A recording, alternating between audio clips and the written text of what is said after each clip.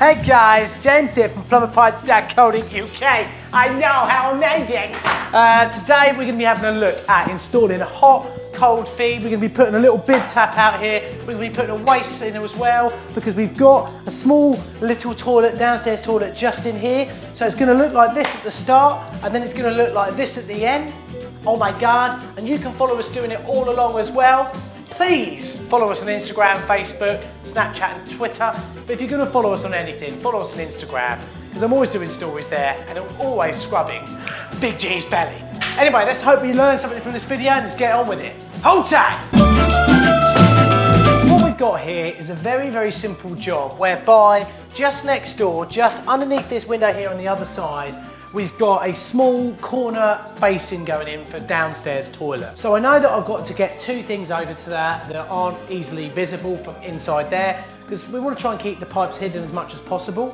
I know that we're going to be having a kitchenette out here. There's going to be a carcass here. There's going to have a kitchen sink in here. So we're going to need a hot and cold stub sticking out here ready. We're also going to need an 1.5 inch pipe sticking out ready as well. I also know that just down here at the back, my hot and cold feeds there are already here, first fixed months ago. Don't ask my wife how quick it's taken me to do this house. I've got a lot of actual real life work going on out in the van, working for customers. And when you've been out doing plumbing all day, the last thing you want to do and the last thing you want to hear when you get home is this.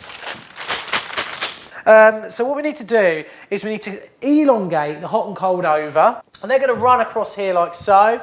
Also our waste is going to come along here, it's going to stick out there to feed our sink and it's also going to stick out here so it takes our waste for our washing machine and also the condense from our Velo Plavis pump which is pumping condense up from the boiler. And then the hot and cold are going to come across here, they're going to pop through there along with a little 1.25 inch waste because we're going to bring it down to size then.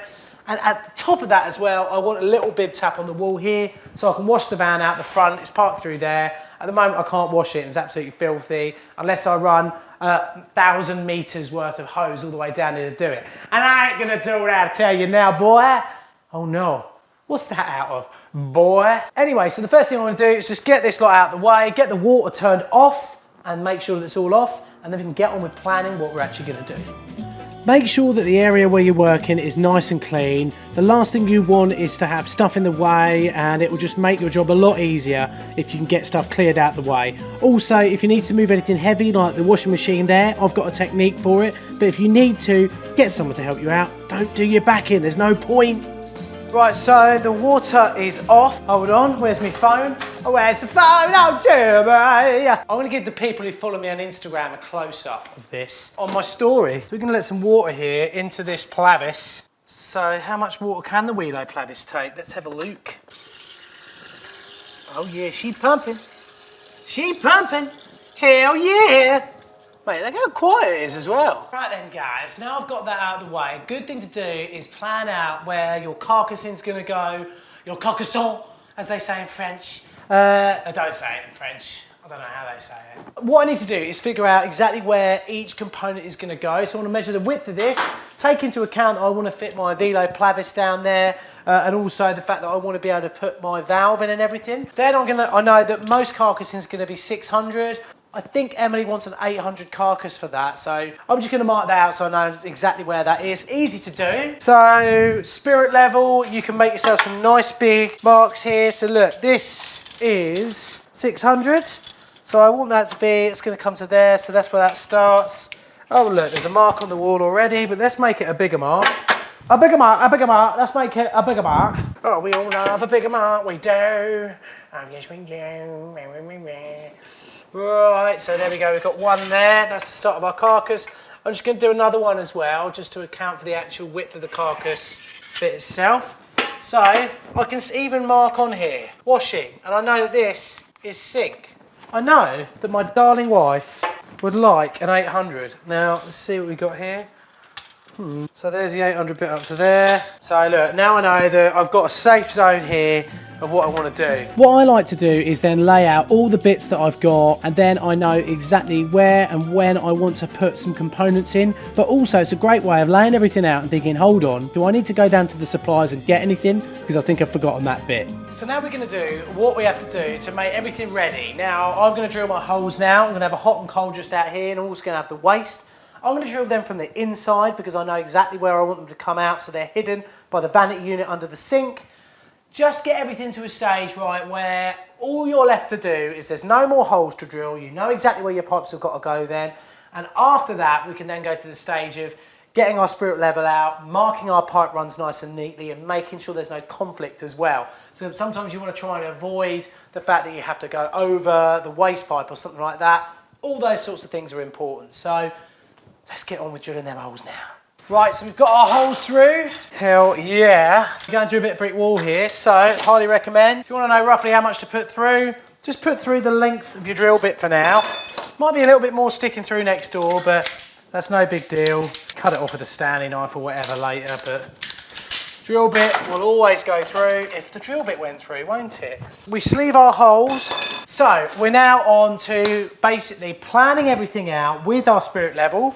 This is such a nice bit of the job because we're at a stage now, you know, we're making something new here. It's going to be wicked. So what I'm going to do is when I pop through here, I know that usually I'd pop an elbow there, but what I'm going to do is I'm just going to run a T onto here, then we're going to pop up a little bit, and then we're going to have a bib tap. Now, usually I'd like to have a gully underneath the bib tap, but some people have bib taps in their garage. It's just normal. The garage is within building regs, so if there is a leak, it will run out underneath the garage door. All that sort of stuff's been thought about. It's one thing after another these days. Also as well, off the end of that T, I'll have a drain off, and off the end of this, we'll have a drain off because our hot and cold are fed from upstairs. And if we want to do any work to the pipework of the hot and cold, we can use our drain offs then to drain the water out of that particular leg once we've turned the water off, and we'll be able to do soldering and stuff like that without the hassle of having water in there. That looks like pretty much centre of the pipe there. We're going to run you through here and through here. And because we have twin clips, we only need to really worry about one line, the top or the bottom one, because they're twin clips, they're going to denote, look, that's always going to be there, and if we had it on the bottom one, that would always be there like that. So, I want to get the clips in, let's do that, oi! You guys are going to notice a little trick that I use here. If I put the first clip in, even if I've put a plumb line across with my spirit level, sometimes it's just a great idea to rest your spirit level on the clip that you've already put in, marry up a clip at the other end of the spirit level, and you'll know that that's level. Little tip for you as well, ladies. I mean, look, I was about to cut it, and I thought, hold on. I better just make sure this is all empty, hadn't I? So look, just get a bottle or whatever, and look, I guarantee I'm going to open this, we're going to get some water out of here, look, and a fair bit of pressure as well. That's a whole pipe's worth. You think the water's off everywhere else, but look, that's a whole pipe's worth of water there, dead leg of water, that we've just let everything out of. Oh my God, guys, this video is just tips galore. As you probably know, most plumbers will do this. If you can't move your pipe slice, use a set of grips to move it around. Sometimes you can't get your hand around the whole pipe slice. Don't gnash up your knuckles. Use a pair of grips to do it for you. Also, if you don't want to do the bread trick to get that last little bit of water out, I always find you can just lean up like a screwdriver on there. That you'll see got a little poo lay down there at the moment. Yeah, so that is now getting water out. I don't know if you can see that very well, but once you do that, water will start to run down. So I'm not going to go over the standard procedure on how we clean down a copper pipe ready for soldering, but make sure, let's face it, that the copper is as clean as possible, especially if you're doing that first solder onto the older copper pipe. It can be a right pain in the bum. As I'm just putting in the outlet there for the washing machine that I'm going to stick down, and now I'm running over my pipes just inside that first bit of carcass. I'm doing it just inside there because I don't want my pipes to be stuck out in the middle of the carcass, getting in the way, so when, you know, someone eventually comes to use it, you haven't got pipes just sat there in the way like that. I am now going to use my spirit level to elongate my lines over. Now, obviously this is behind the carcass, so you're not going to see the lines, but if we were going to be doing this on a wall where it was visible, we wouldn't be doing long lines like this. We'd be doing like pencil nicks, something that's really, really hard for the customer to see on the finished job. Now you can see that I'm marking up how I'm going to do my sets. So I've marked that little line just to the left of that last clip is where my sets start. It's a really, really handy way of making sure that your sets both look the same. We are going to come up to a little bit of a problem in a second, this video, and you guys are going to be like, he's done that wrong, but we'll see. I'm a computer. I'm a computery guy. Everything made out of buttons and wires. If anyone wants to know where that song's from, just search for Don't Hug Me, I'm Scared on YouTube. So anyway, here's the bit that people are going to say, oh, you've done that wrong. It's where I'm putting my drain offs in. You see they're slightly higher than the pipe run that we've got there. The thing is, right, is that I'm not 100% bothered about having to drain the whole pipe run out. What I want to do is dissipate any pressure before I cut any pipes, and that's what these drain offs are going to do. Also, it will mean that they're visible outside of the carcass, so whoever maybe moves into my house in the future will know that they're there and they're not just hidden away. So that's why I'm doing that. I mean, I could have done it another way, but hey, it's my house, I do whatever I like. All right, so shut it. You also see there's when I'm putting some sets in, sometimes the set doesn't quite go right. There's nothing wrong with just flexing it a little bit with your brute strength, because you're an absolute hench beast, and getting it in like that. So pretty much ready now to do all our soldering up. Remember as well to take out the gubbins out of your drain offs, because there's rubber bits in there. We don't want to be melting them when we're doing our soldering. Right then, now ready to solder. I've just pulled the sheaths out of the way on the other side so we don't melt them. I've just lightly tacked up that tap so it's going to be roughly where I want it to be. And now ready to go. So let's hope it goes okay. The amazing amongst us will be able to solder not using a solder mat, because we just love living a risky life. That's the sort of thing I do on a daily basis, like scrubbing George on the belly until he looks at you with that look in his eyes like, look mate, you've been scrubbing me on the belly for too long now, I might just rip your arm to pieces. It's a good idea sometimes to use the little measuring tape trick to hold your pipe up out of the way. And also, I did have a bit of a problem, as always, soldering onto the old pipes. Sometimes it doesn't matter how much you clean them, they're still just absolute bumholes to get soldered up. As you can see as well, whapping on the drain offs now, making sure they're done up. So when you turn the water back on and everything, you don't get bloody water everywhere. God, the amount of times I've done that. Right then guys, so the water's back on. Oh yeah, do you want me to prove it? Here you go, let me just open this up. Hopefully we'll get some out. There you go, lovely. The missus is going to be chuffed. I know what you're going to say. That should have a double check valve on it. And you're right, don't worry. But we have check valves further up the line on the pipes coming down on the spigots, just on the inside of the other side of that wall there. So not really worried about it. And if there is a flood, like I said, it's going to be able to get out and actually run out of the garage safely. Like, it's my house. So now all I've got to do is just get my waste in, like I said. So to reiterate, T up there, so we've got for our upstand, a T sticking out here for our sink when we eventually fit it. Then we're going to reduce down, we've got to drill a hole through there, and then that's it. We're going to go down into 1.25 inches, just T through there, put a bit of tissue in the end of that, and then we're ready. We've done what's called the first fix for the little toilet in there, and also for the kitchenette in here. Oh, who is that G getting the scrubs on his tabby belly? Oh. And now comes literally the most irritating part of any of these jobs, getting your core bit drill out. I literally had to get some new core bits. Also, I should have wore a mask on this one. I don't know why I didn't. It's just one of those things. I was like, oops. Also, it's a good idea to have someone standing next to you at a right angle to make sure that you're actually drilling your core bit hole properly so there's a drop. And really, it's a pretty straightforward sort of sequence, this.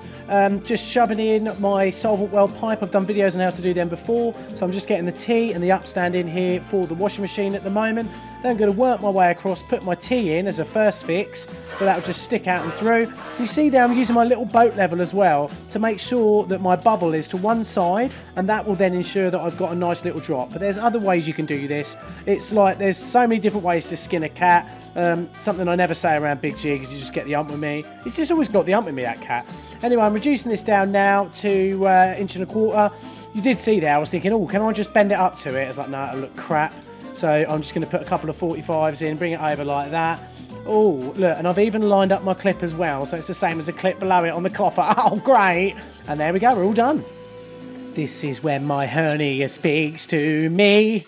This is when I don't want to have a lot of wee in my bladder because I probably do a wee while I'm moving this heavy thing about. Oh my God. Ladies and gentlemen, no less, all done. Oh yeah. Yes, we've got our 2 drain offs here. We've got our 2 non-return valves back there that I haven't shown you because I can't be bothered. We've got a little bib tap up here. They're in the garage. I've said it twice already. It's going to be fine. We've got our 1.25 inch waste going through, ready to pick up. We've got our hot and cold going through, ready to pick up. And we've got everything ready for the little kitchenette that's going to be going in here in probably 4.5 years' time, if my wife's lucky. If you enjoyed the video, then give it a like. If you think I've done something wrong, comment. I'm probably not going to care. And also, just subscribe. I'm having a great time. Follow us on Instagram as well. That's where the derby's going on, guys. Oh my God. And I'll see you in the next video. I hope you've enjoyed it. Hope you've learnt something, couple of tricks. Oh yeah, one thing, core bits, make sure they've got a little O-ring on there, okay, a little O-ring on there on the rubber, and then that means they won't get stuck on and you'll be able to get them off when you finish using them, all right? But thanks very much for watching, see you soon. Hold tight.